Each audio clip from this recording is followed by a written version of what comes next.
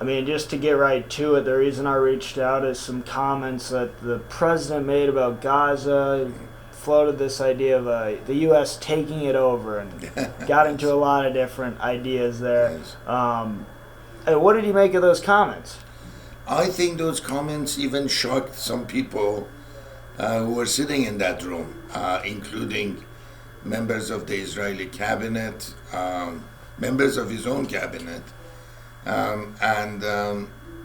So immediately, there was this huge response in terms of either praising it as being a kind of a thoughtful, out of box, sort of solution to the problem, or very harsh criticism that this was sending United States into a very dangerous region as a colonial power, like United States, U.S. troops, Marines taking over.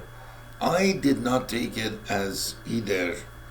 I took it as a little bit of playing with those who constantly talk about how much they care about Palestinians and Gaza, and yet they never offer any realistic solution to the situation today on the ground.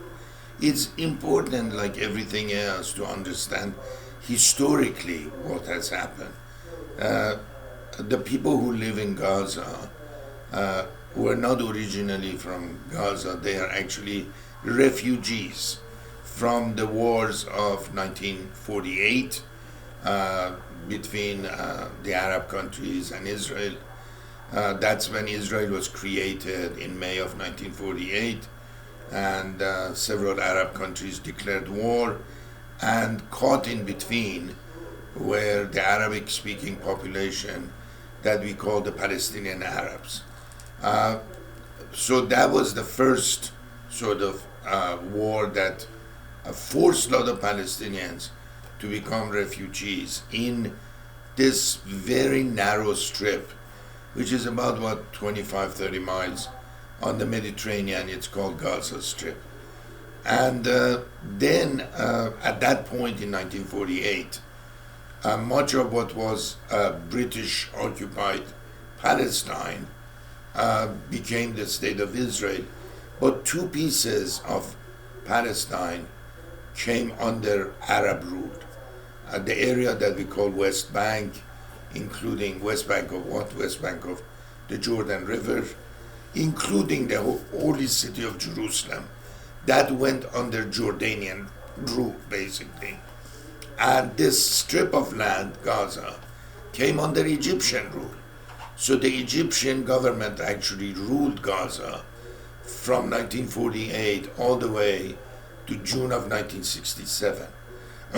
So there was no Palestinian nation or government. Palestinians basically lived in Gaza. But Gaza was what? Gaza was a collection of refugee camps ruled by Egypt. Did Egypt try to address the situation or the plight of the Palestinians who lived as refugees, resettle them? No, there was no attempt. But in June of 67, there was another war. And that war resulted into Israel taking what Jordan had, West Bank and the city of Jerusalem, as well as Gaza, from Egypt. So suddenly, the Palestinians who lived in the West Bank and Gaza became the responsibilities of Israel. Until then, this relationship did not exist. So this is what we have today, is post-67. It's after June of 1967, when Israel basically seized all the land that its Arab neighbors controlled. West Bank and Jerusalem from Jordan, Gaza from Egypt. In the subsequent negotiations, which tells you something about what neighboring Arab countries think, Israel actually tried to return Gaza to Egypt. The last time, in a very serious fashion, was when the negotiations were taking place. I think some of our viewers remember the Camp David Peace Accords in 1977-78. There were negotiations through President Carter. And at that point, the Israelis offered to return Gaza to Egypt, and Egypt turned it down. Who wants nearly 1.5 million Palestinians who are basically struggling economically with joblessness, very small area, and politically very dissatisfied and angry with the state of affairs, to join Egypt, which had its own economic issues. So they basically said, oh, Israel took it in 1967, you should deal with it now as Israeli government. So this situation continued until Israel actually returned Gaza to the Palestinians. Said, okay, no Arab country wants it. We will return Gaza to the Palestinians and have the Palestinians run it. The only problem with that was that after 2004, 2005, an organization that we now know as Hamas, an armed militant Islamist organization, seized authority in Gaza and started using Gaza as a base to attack Israel, because Hamas does not recognize the existence of a Jewish state called Israel.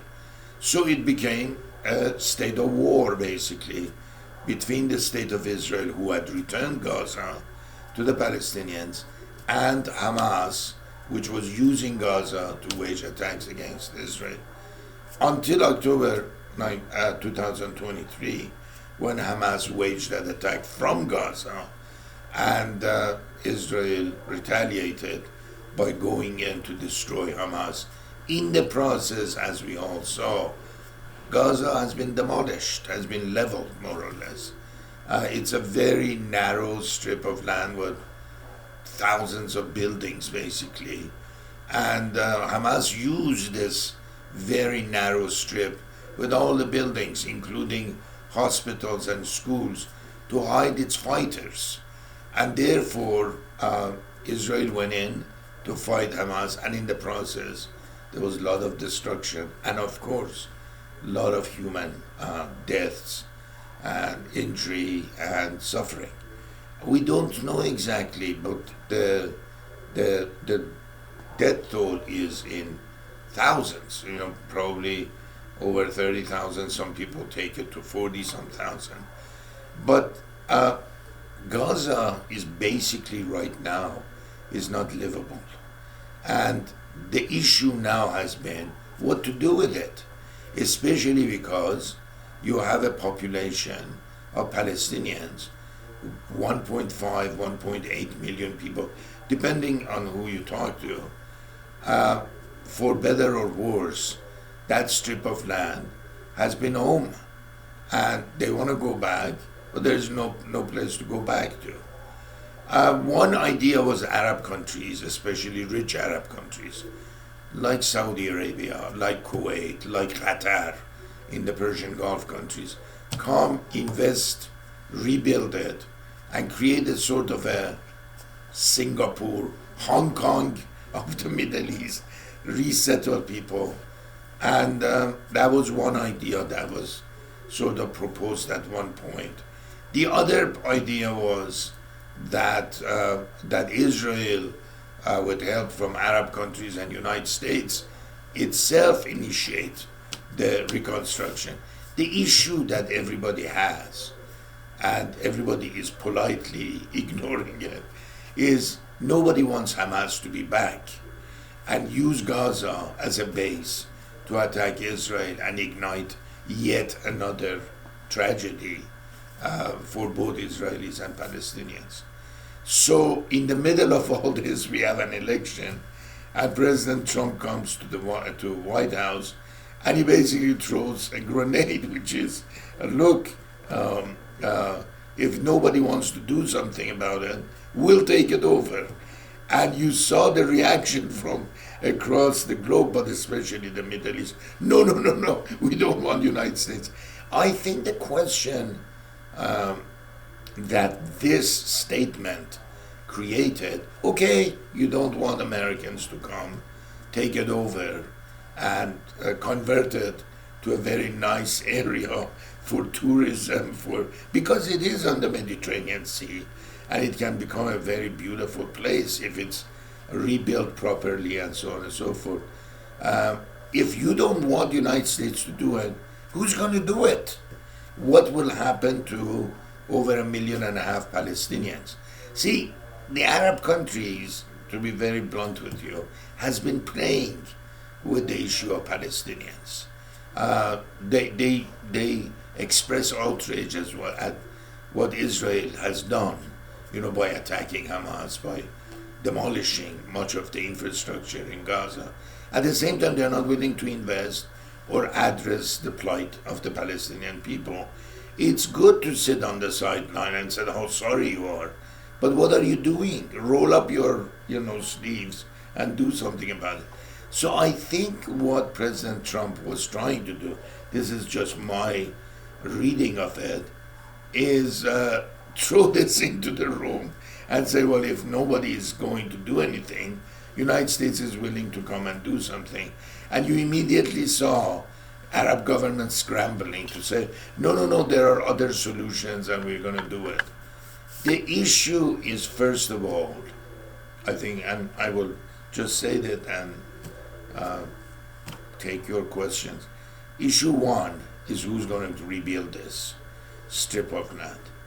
Issue two is going to be what will happen to the people who live there and now have become homeless refugees and are living in the middle of nowhere, basically.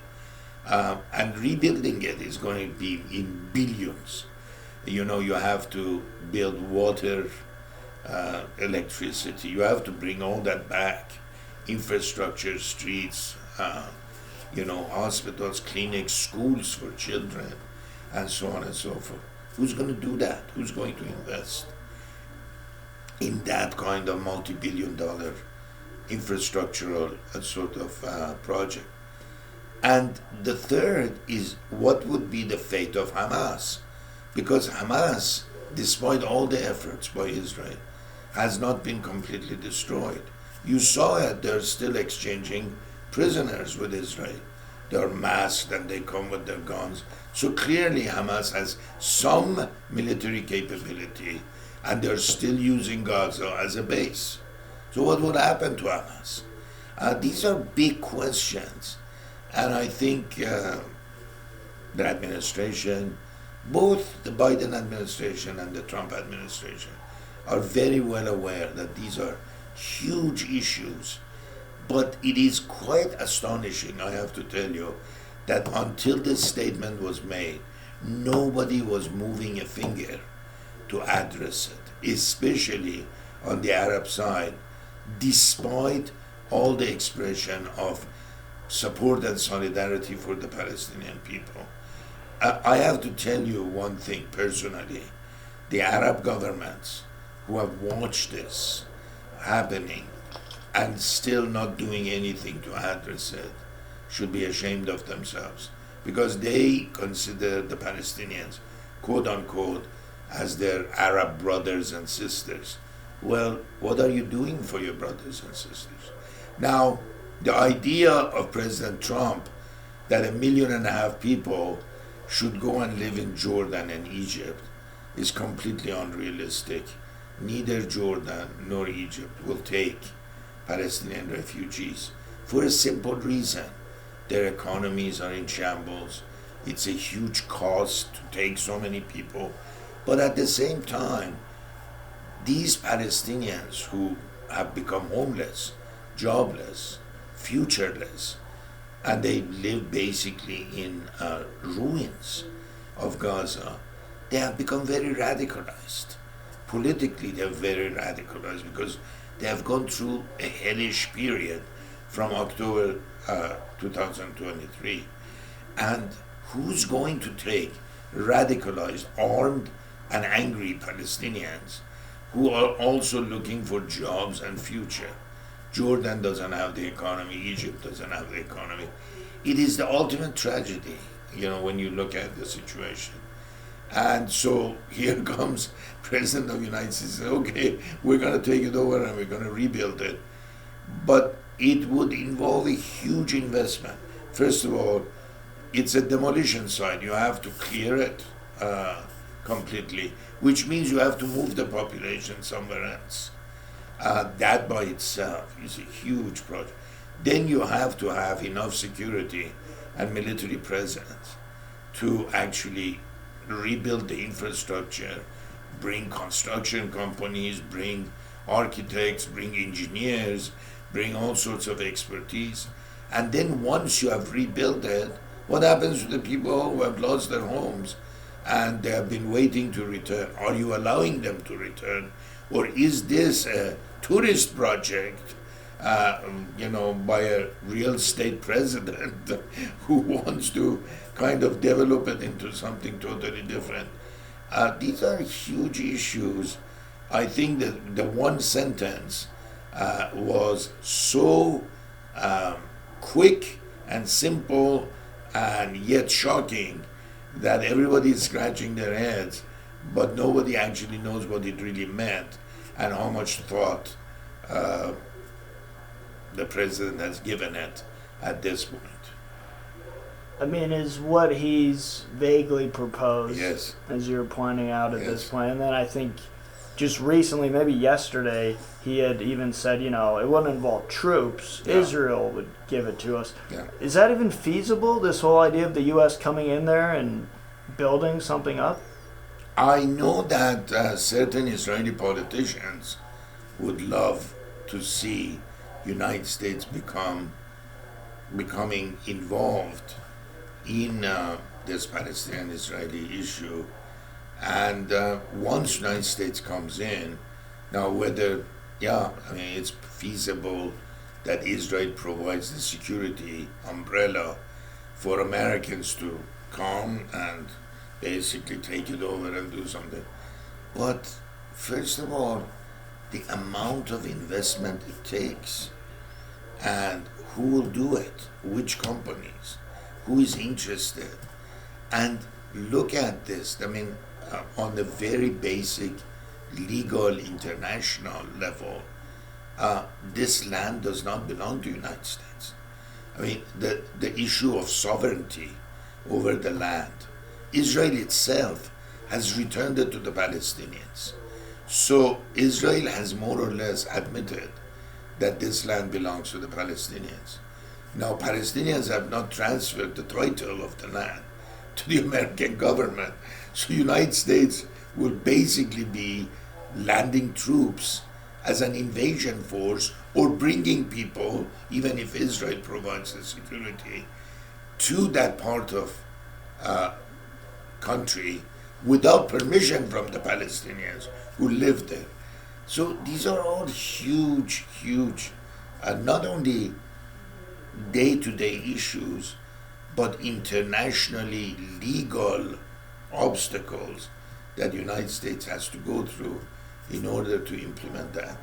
Is quite overwhelming as I think about it. You talked about the just sheer investment this would take. Do you have any ballpark figures? Are we talking millions, billions? Millions would not do. It would be in billions. Remember, what has happened is that it isn't just that the buildings collapsed. It's that the infrastructure has collapsed. Meaning no electricity, no drinking water, no technological sort of infrastructure that can support sustaining, hospitals, clinics. There are some left, of course, but what is left will probably be condemned. That is, they have to all disappear and rebuild. And in order to just imagine, rebuilding a hospital or two, that's in millions of dollars, and bringing doctors, nurses, technology, instruments, equipments, and so on. So we are talking about one or two projects. Just imagine then, multiply that by 25, 30 miles of other buildings, schools, colleges, universities, nurseries. I mean, just go over the list, and that will require billions of dollars. Now, there are certain Arab countries in the neighborhood. I would say especially Saudi Arabia, Kuwait, Qatar, in the Persian Gulf. They have the billions, and easily, very easily. For them, it's really small change. But will they do it? Because investment, as you know, those who invest expect good returns. And they do not want to rebuild Gaza and then have Hamas returning and using it again as a staging ground for attacks against Israel. That is not the purpose. So I think what the Arab countries want is that a construction or reconstruction project be implemented. They're willing to invest. United States can play a role. Israel can play a role. They will put a significant amount of money.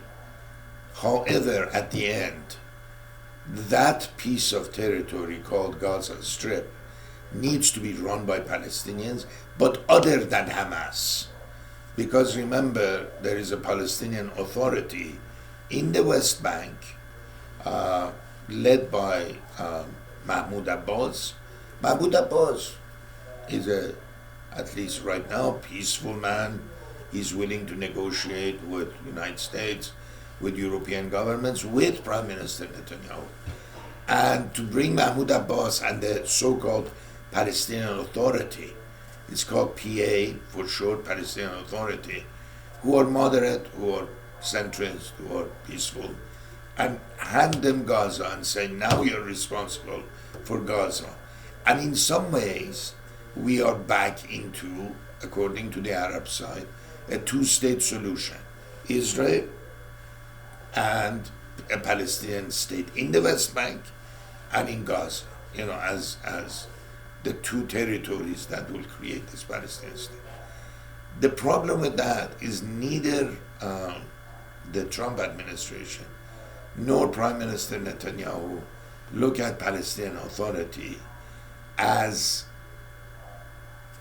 an organization, a political entity, which has the muscle to run Gaza, and they think it's corrupt, it's inept, it's nepotistic, and eventually you rebuild Gaza, you bring the Palestinian Authority and Mahmoud Abbas and hand them Gaza, but eventually Hamas will return and take it over. Because that's what happened in 2004, 2005. Mahmoud Abbas had Gaza and he lost it to Hamas. So the Israelis were saying, no, that's repeating history, a history that is basically characterized by a tragedy. And the tragedy was we handed Gaza back to the Palestinians. Palestinian Authority had authority over Gaza. They lost it to the militants, Hamas, and that's how it all started. All these billions of dollars bringing an incompetent government, which is non-violent, great, is willing to negotiate with Israel, United States, and everybody else, but cannot hang on to Gaza, and it would lose Gaza to Hamas. What will happen? We have repeated the same process, and Gaza becomes once again a place for terrorism. It's a huge issue, and the issue is lack of Palestinian leadership with credibility to take Gaza from Hamas and not allow it to return. That's, I think, the essence of the problem right now. I mean, in talking about an aspect of that you brought up is you were referring to this idea that you call unrealistic of, Palestinians going to live in other countries while, there's a potential rebuild of Gaza or some hypothetical like that. You mentioned how, after or since October of 2023 and Israel began retaliating, these Palestinians have become radicalized. If you if you ever visit and you see a refugee camp, even before this started in 2023, that was the source of radicalization. From running water to electricity to school for your children, everything is up in the air. It is not something that will be viewed by us just looking at them as normal life. It is a life of refugees, and these refugee camps were the breeding ground for Palestinian radicalism. Now, somebody with real estate, ideas says, as President Trump said, I will build a beautiful city, bring Palestinians. Who doesn't like to live in nice homes and, with parks and schools and hospitals and all the infrastructure and so on. That's one way of looking at it. But the other thing is the Palestinians do not want to lose the land which they refer to as Palestine, part of which is Gaza, part of which is the West Bank. You have to look at this from several perspectives, and for Palestinians to pick up their bags and go somewhere else and live in beautiful Florida like the towns, that's one way of thinking about it. But then what happens to the idea of a Palestinian state run by Palestinian people, which is the ideal of the Palestinians, the majority of Palestinians? And this idea that President Trump put forward, do you think that has any chance of further radicalizing people in Gaza, I should say?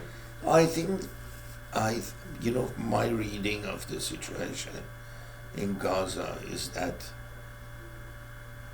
the situation is so dire that people are basically kept at the edge of starvation. There is some basic food, basic services. European countries, United States itself has provided generous support.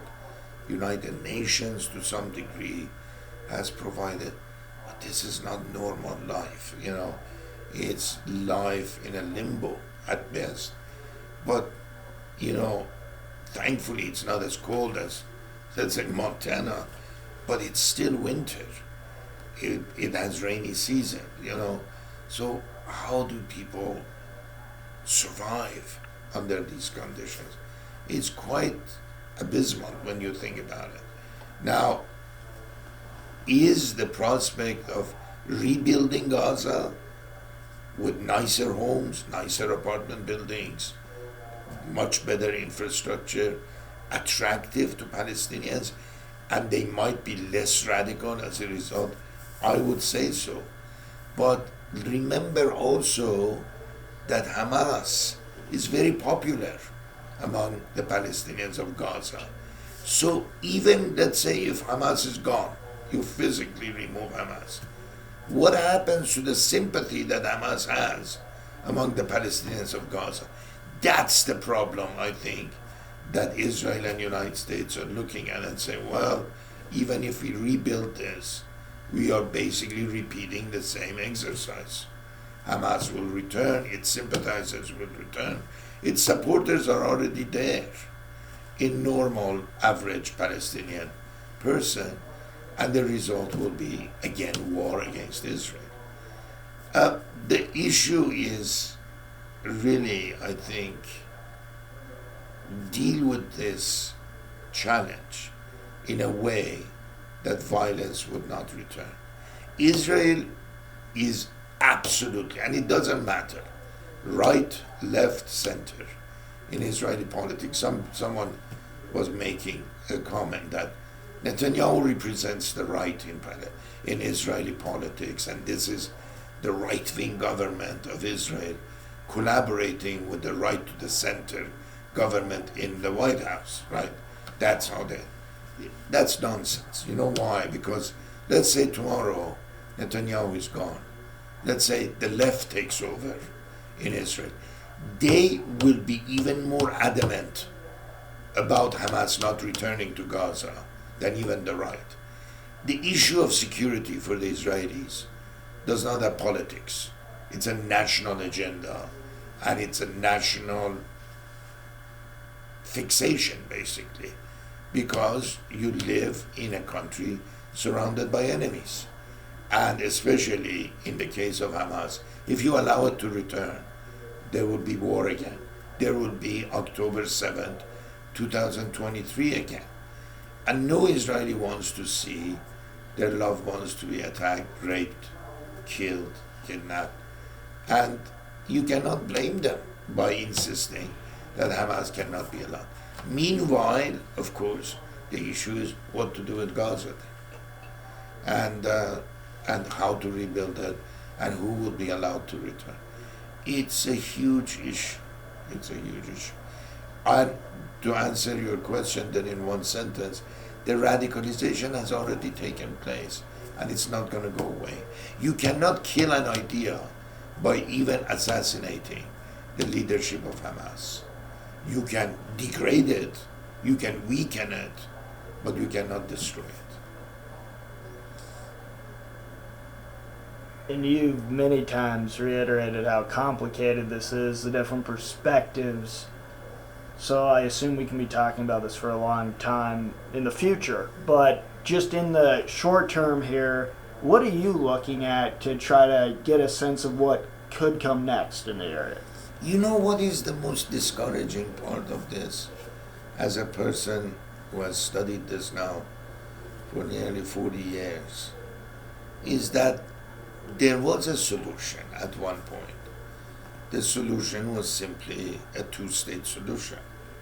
Look, there should be a Jewish state called Israel, living in safe borders, in peace with its Arab neighbors, and a Palestinian state based in what was the West Bank and Gaza, living side by side with Israel, but hopefully perhaps demilitarized, so there would be no sense of insecurity for the Israelis.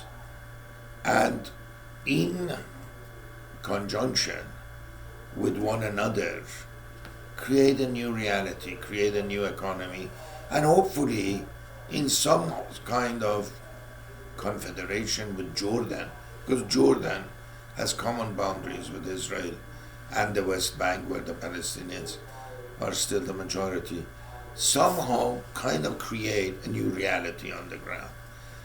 This could be the case in 67 had war been avoided, or even after the 67 war.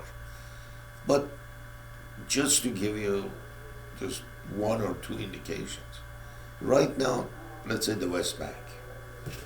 The West Bank, which is supposedly a component of this Palestinian state, there are hundreds of thousands of Israelis who have moved there, who have settled there. West Bank is no longer just Palestinian.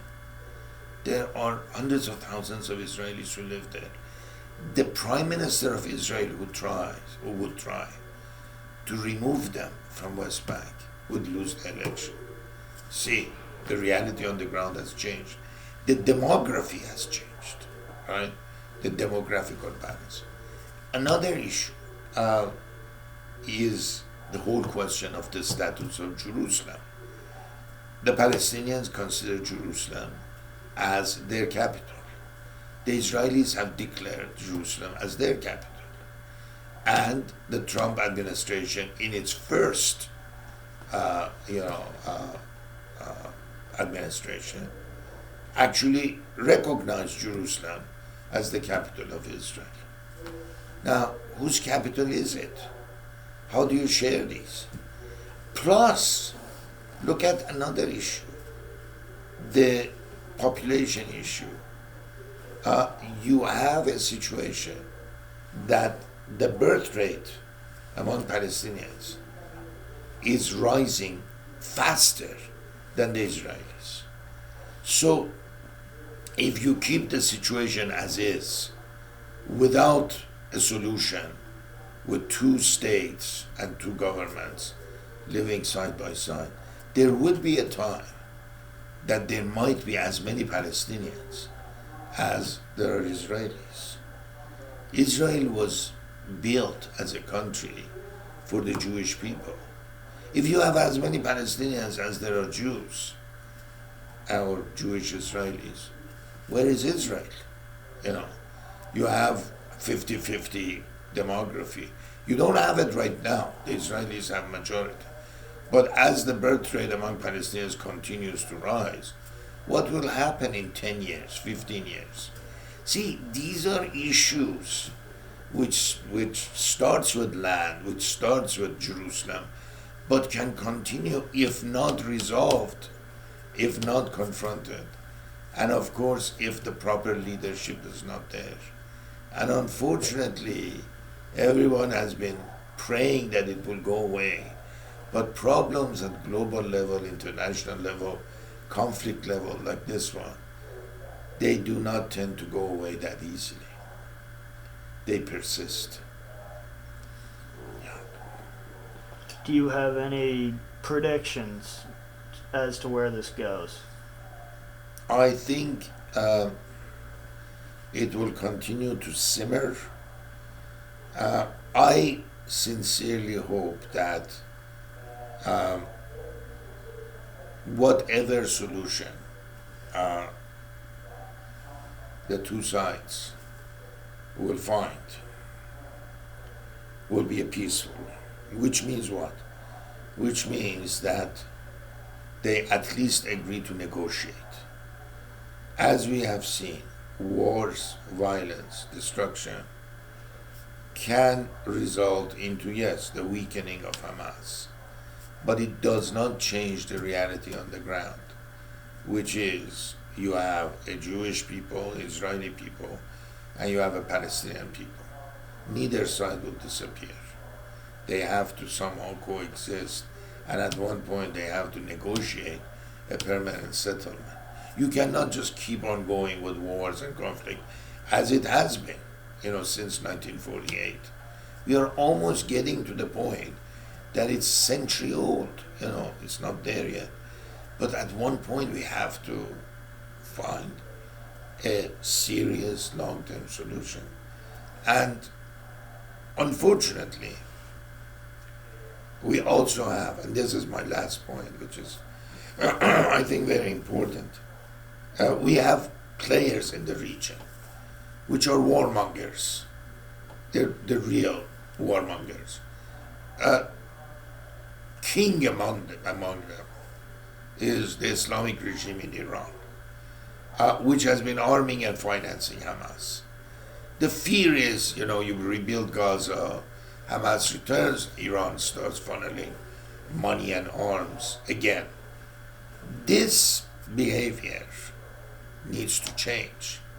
And in order for this octopus and its tentacles to be clipped, you have to get rid of some of these issues. One big solution, I think, for the region as a whole, for the future of the region, is not to have sponsors of terrorism continue to operate as they have been for the last so many years, which means the world buys oil from Iran, Iran accumulates billions of dollars, and so much of that money goes to buying arms and arming its proxies, among them Hamas.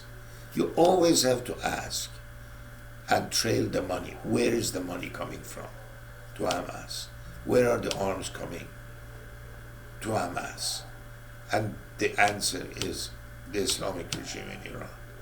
The Islamic regime in Iran is under the threat of being overthrown by its own people.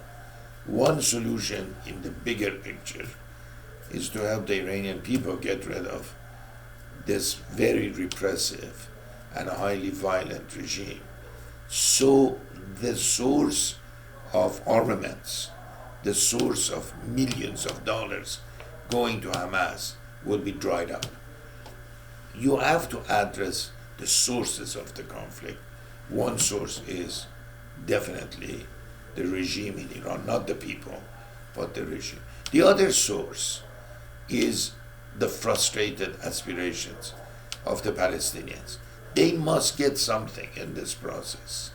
And I think we have to think about solutions that include their aspirations, but without violence, without Hamas, and without terrorism.